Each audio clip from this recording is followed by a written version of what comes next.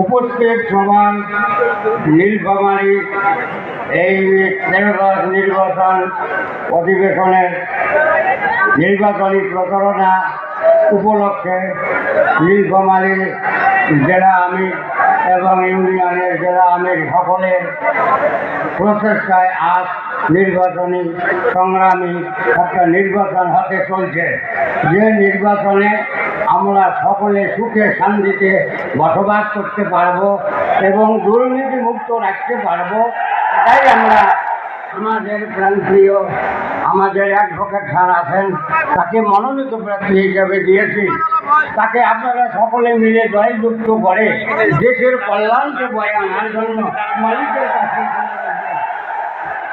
আমি আর কি বলবো ভাই, আমি এই বলি এখানে বক্তব্য শেষ করছি। সকলের প্রতি জানাই আদাব এবং প্রণাম।